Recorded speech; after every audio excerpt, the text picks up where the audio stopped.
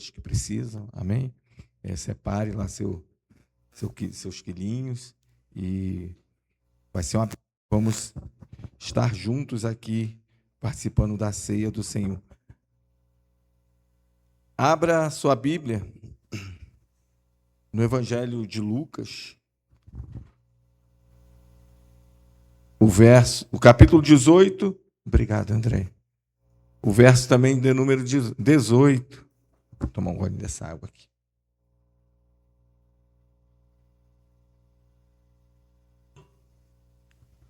Tomei um cafezinho ali embaixo, que é irmã Nilce que fez. Lourdes fez o cafezinho, então aproveitei, né? Agora tomar água para... Quando acabar o culto, você pode tomar um cafezinho lá que está quentinho, está gostoso, né? Para poder ir para casa. Nós não vamos nos alongar,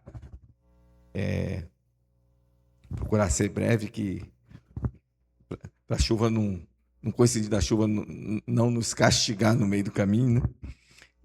Mas esse texto, irmãos, que nós vamos ler é um diálogo do Senhor Jesus com um jovem rico, né?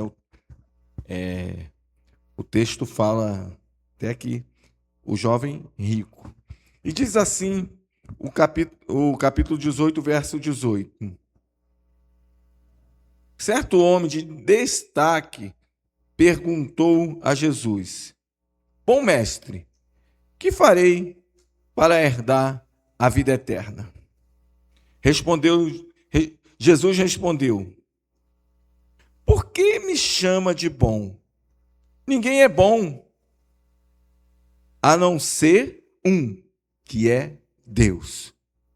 Você conhece os mandamentos: não cometa adultério, não mate, não furte, não dê falso testemunho. Honre o seu pai e sua mãe. Então o homem disse: Tudo isso tenho observado desde a minha juventude. Ouvindo isso, Jesus lhe disse: Uma coisa ainda falta a você. Venda tudo o que tem, dê o dinheiro aos pobres e você terá um tesouro nos céus. Depois venha e siga-me. Mas ouvindo estas palavras ficou muito triste, porque era riquíssimo. Grandioso Deus, Pai eterno, Senhor amado, mais uma vez nós louvamos o Teu nome, pedimos a direção do Teu Espírito Santo, Pai, para nos conduzir nesta noite, para transmitir, Pai, a Tua preciosa palavra à vida da Tua igreja. Amém. Irmãos, esse texto começa, é um diálogo, né? Tem dois agentes ali, o jovem denominado rico e o Senhor Jesus. E ele começa fazendo uma pergunta. Mas antes dessa pergunta, ele adjetiva o Senhor Jesus. Com qual palavra? Bom mestre.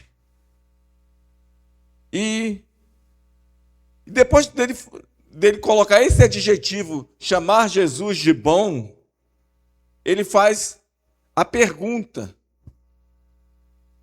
O que farei para herdar a vida eterna? Essa é a pergunta que muitos estão se degladiando e muitas pessoas criando uma doutrina acerca do que precisar fazer para alcançar a vida eterna, para ser salvo. O que eu preciso fazer para ser salvo?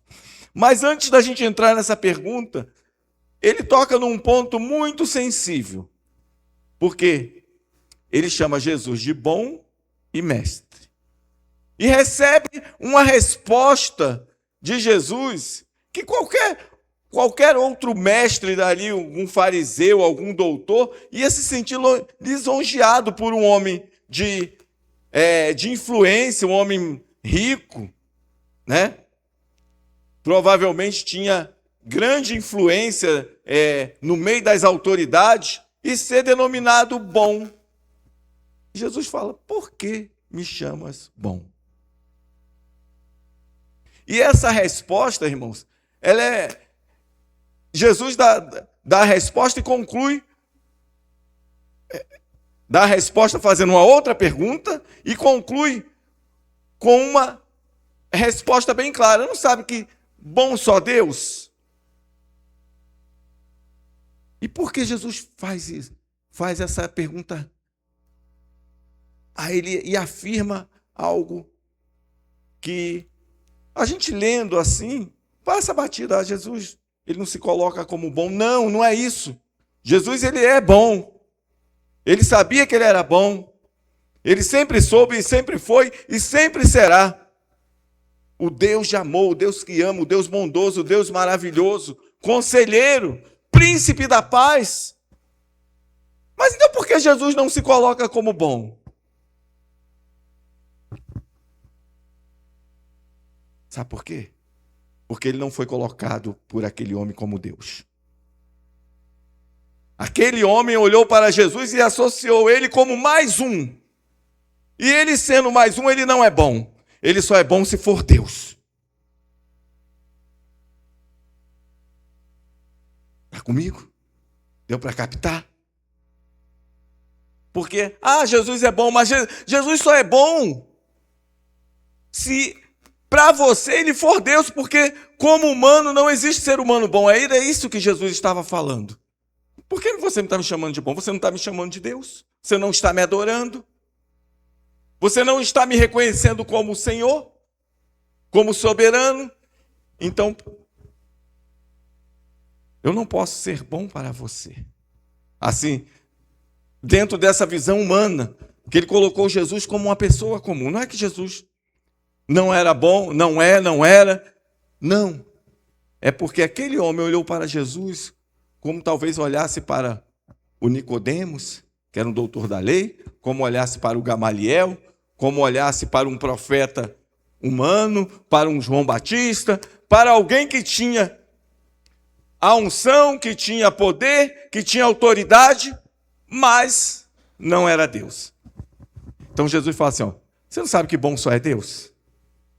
Jesus está falando assim, eu sou Deus para você? Se eu sou Deus para você, eu sou bom. Mas se eu não sou, se eu sou um humano qualquer, aí você não pode me chamar de bom, porque ninguém é bom. E ele continua na pergunta, o jovem, o que farei para herdar a vida eterna? Essa é a pergunta mais importante da humanidade. Porque se existisse uma fórmula que dependesse de mim ou de você, ou de qualquer um para alcançar a vida eterna, qualquer um faria. Mas o que eu preciso então, pastor, para ser salvo? Que eu herdar a vida eterna é ser salvo. O que eu faria? O que eu preciso? Na verdade, eu não preciso fazer nada.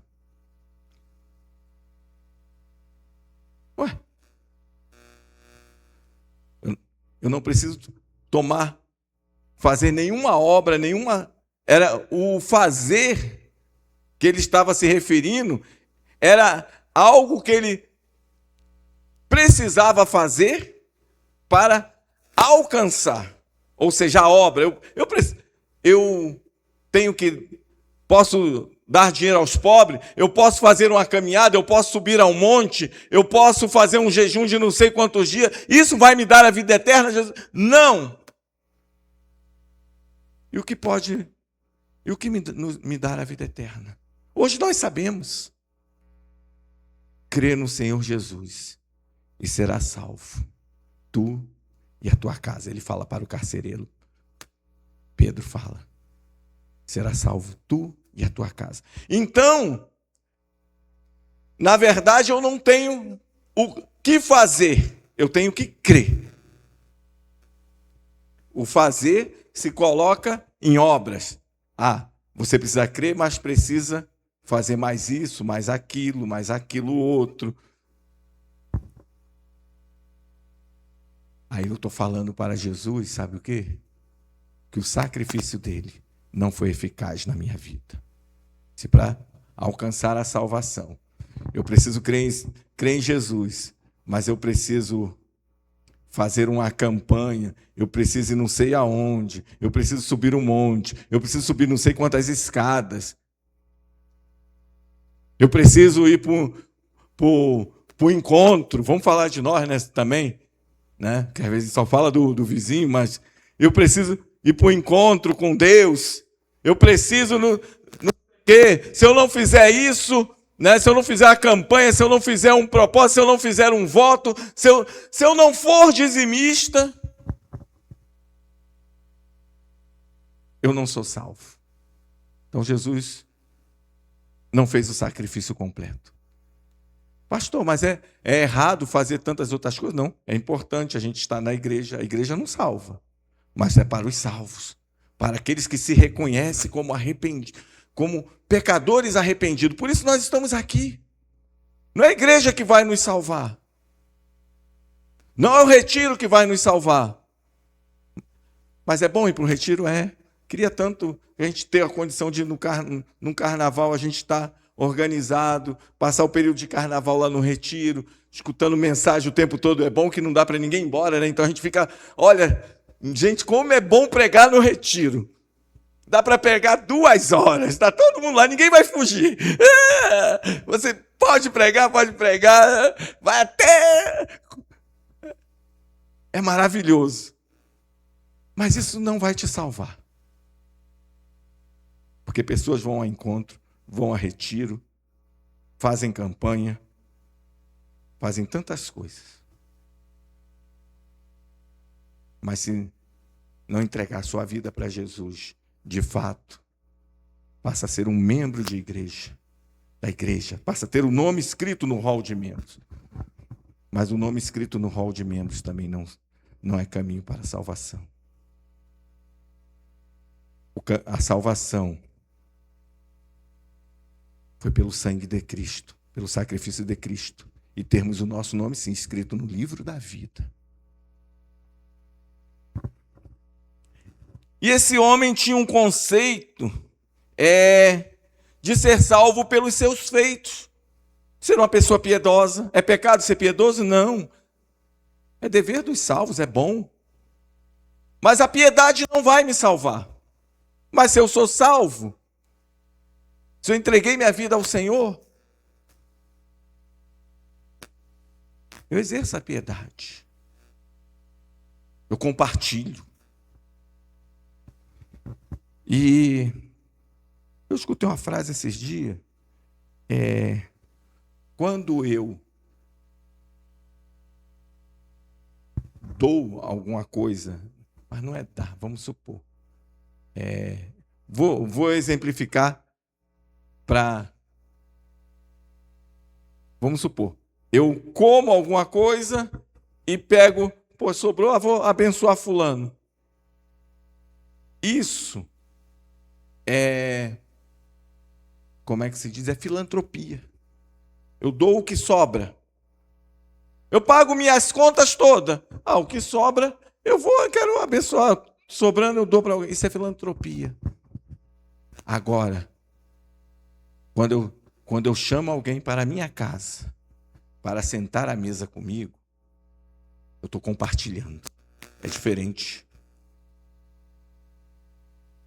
Exemplo, às vezes a gente come pouco, mas às vezes eu posso chamar uma pessoa que come muito.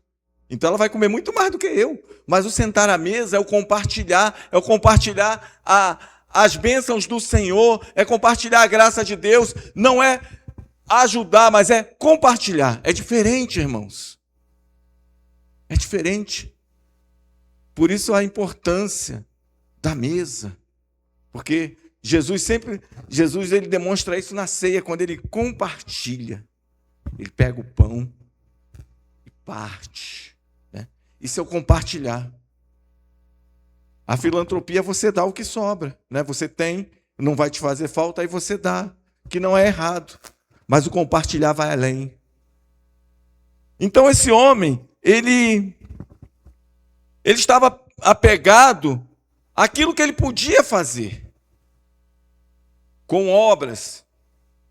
Mas a salvação não está atrelada aos meus feitos, nem aos teus, mas o feito de Cristo que nos leva à salvação. Ou seja, como diz Efésios 2:8, pela graça sois salvos, mediante a fé. E isto não vem de vós, é dom de Deus. Ou seja, quem nos dá a graça e a fé é Deus, e não está atrelado àquilo que nós fazemos ou possamos fazer, mesmo que o que venhamos a fazer sejam coisas boas e inerente àqueles que Jesus salvou, aquele que Jesus entregou a sua vida, aleluia, a sua igreja. Mas o importante é nós sabermos, irmãos, que nós fomos salvos única e exclusivamente pelo sacrifício de Cristo na cruz do Calvário. Que nós tendemos, irmãos, e a gente tem que ter cuidado com isso, a gente tem que lutar contra isso todo dia. A gente tende a salvação, Cristo nos salvou, mas eu preciso fazer isso. Então Cristo não salvou por completo? Não, nós fomos salvos completamente por Cristo. E o que era impossível para os homens, por quê? Porque Jesus traz uma resposta para esse homem. Já que você precisa fazer de alguma coisa, eu gosto muito desse texto, irmãos. Você quer ser salvo pelos seus próprios méritos? Deus deu uma possibilidade. Jesus fala, cumpre a lei. E ele fala algumas coisas aqui, ó. Cadê? Pergunta a ele, você conhece os mandamentos? Quer ser salvo? Não adulterarás, não cometerás adultério, não mate, não furte, não dê falso testemunho, honre seu pai e sua mãe. Ele enche o peito, mas isso eu observo desde da minha infância ou da minha juventude. Legal, né? Quem aqui, quem na face da terra, vou me pegar só isso daqui. Talvez nós não tenhamos adulterado, não tenha matado ninguém, não tenha furtado, não deu falso testemunho, mas qual é o filho que um dia na vida não desonrou os seus pais? Pastor, não desonrou. Sabe por quê? Um dia na vida que você ficou com raiva do seu pai e da sua mãe, que às vezes você saiu birrento e saiu reclamando, já desonrou. E sabe o que é isso? Porque se você tropeçar um item da uma vez na vida, você não pode ser salvo pela lei. Então era impossível aos homens, impossível ao ser humano. Sem falar no versículo chave, com quem batendo para ele, não, mas eu fiz. Aí no último versículo lá do Decálogo, não cobiçais. Esse daí todo ser humano cobiça alguma coisa. Então, mas ele se acha, ele além de tudo é mentiroso, porque todo mundo, em determinado momento, não existe filho que não discutiu com pai e mãe. Mesmo que depois se arrependa, mas é normal. Nós somos seres humanos. Mas se tropeçou uma vez, já anulou a salvação. Se contou uma mentirinha, perdeu. Não tem mais como ser salvo pela lei. E é por isso que, por intermédio da lei, se sacrificava todo ano para cobrir os pecados que todos cometiam naturalmente. Não era que a pessoa era ruim, não, mas o ser humano naturalmente ele comete pecado dia a dia. Não tem jeito, irmãos. Por isso que Davi fala, ó, eu fui gerado em pecado me concebeu a minha mãe, eu nasci no pecado, eu sou um pecador. Então, vai tropeçar. E Jesus fala mais para ele. Então disse o homem, isso foi desde a minha juventude, ouvindo isso, Jesus lhe disse, tá bom. Mas Jesus apontou uma coisa física que bagunçava com a vida, com toda a vida dele. E era o amor às riquezas. O amor ao dinheiro. E a Bíblia fala que não é o dinheiro que é a raiz de todos os males, mas é o amor a ele. Não é pecado ter dinheiro, irmãos. Não é pecado ser rico. Pecado é você idolatrar aquilo, amar o dinheiro. O dinheiro é uma bênção, como uma ferramenta, né, de sobrevivência. É maravilhoso. Já pensou você não se preocupar que passou o dia 20 e o dinheiro já acabou e você tem que segurar até o dia 5? Né? Mas o dinheiro não pode ser o principal de nossas vidas. E Jesus sabia disso, que Jesus conhece os corações. Jesus fala para aquele jovem, vende o que tem, dá aos pobres e segue. Por que Jesus não fez isso com Zaqueu, que era rico também? Jesus encontra Zaqueu e fala, hoje houve salvação nessa casa. E Zaqueu, por sua própria vontade, falou, eu era um fraudulento, sim, até hoje. Não sei, não tenho como consertar todo meus erros, não sei nem quem eu defraudei. Mas olha, eu vou fazer uma coisa. Eu vou pegar a metade do que tenho e vou dar aos pobres. Ele sabia de onde vinha o dinheiro dele. Então, eu vou pegar metade daquilo que eu tenho, vou entregar aos pobres. Mas se aparecer alguém aqui, pleiteando que eu defraudei ele, eu vou restituir 4 vezes mais. Eu quero pagar essa conta. Sabe por quê? Aquele homem, ele tinha muito dinheiro.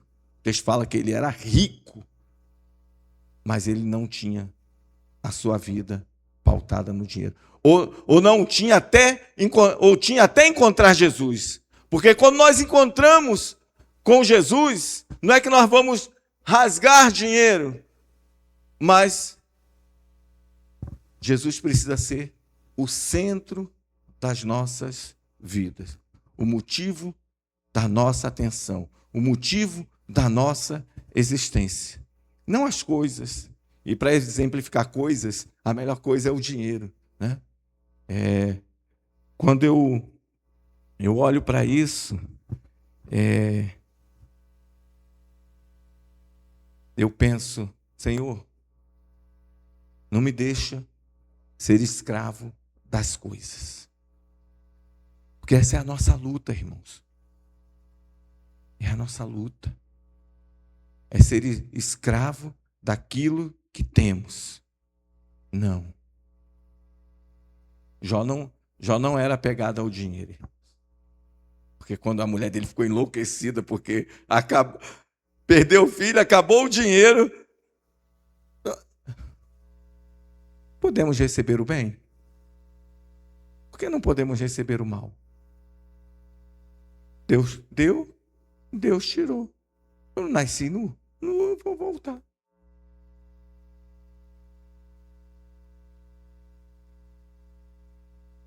É assim, irmãos.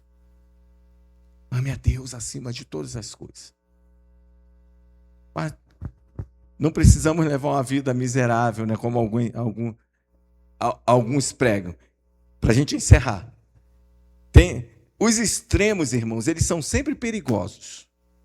Tem aquele que prega que você com Jesus vai ser rico.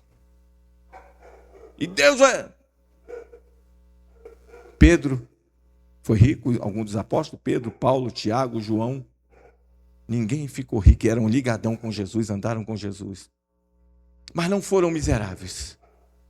E tem o outro lado que prega que,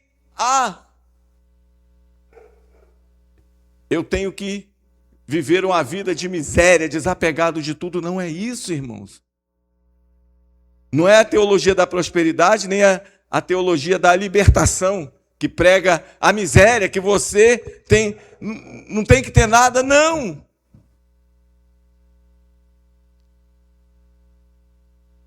Paulo fala, para a gente encerrar, em Filipenses. Vamos encerrar com esse texto. 4. Coloca aí para mim, Filipenses 4, 12. Porque o 13 é mole, né? 13 todo mundo gosta. Ali, ó. Sei o que é passar necessidade. E sei também o que é ter em abundância. Aprendi o segredo de toda e qualquer circunstância, tanto de estar alimentado, como ter fome, tanto de ter em abundância, como passar necessidade. Segura aí. Paulo, ele conhece os dois extremos, porque antes de conhecer a Cristo, ele era um homem rico. Ele era cheio de honra. Ele pertencia ao sinédrio, ou seja, da elite lá do templo. Era criado aos pés de Gamaliel, ou seja, Paulo, instruído dos homens mais cultos da sua época. Ele era discípulo desse homem. Paulo conhecia todos os filósofos da sua época, bem de cabeça, irmãos. Por quê? Porque ele cita isso lá em Atenas, quando ele chega no meio da Areópago. Ele cita ali as frases dos filósofos da época que eram disputadas, eram faladas ali no meio da elite, porque os gregos, eles ficavam ali, se reuniam justamente para debater filosofia. E Paulo chega lá naquele meio, até que ele fala, olha, mas eu sirvo esse Deus aí, ó, ao Deus desconhecido. E aí ele fala, e aí ele toca num ponto que todo mundo vai embora. Ele fala de ressurreição. Ele fala de vida eterna. E isso para os gregos lá de Atenas era uma insanidade. E abandonam Paulo. Mas esse Paulo, ele experimenta tudo isso, os dois extremos. Mas bota o verso 13 para a gente encerrar. É o que todo mundo gosta de falar na igreja. Tudo posso naquele que me fortalece. Então, em Cristo nós podemos sim todas as coisas. Porque seja no extremo bom, seja no extremo da dificuldade, sabe quem vai nos sustentar em todo o tempo da nossa vida? É Cristo. Nada além do sangue. É o sangue de Cristo que nos purificou e nos purifica de todo o pecado. E em Cristo, sim, nós podemos todas as coisas, porque Ele nos fortalece. Amém? Vamos nos colocar de pé. Falei que não ia demorar, né? Aproveitar, ó, que não está nem chovendo. Está chovendo aí, João? Se tiver, é fininho, que eu não estou escutando barulho.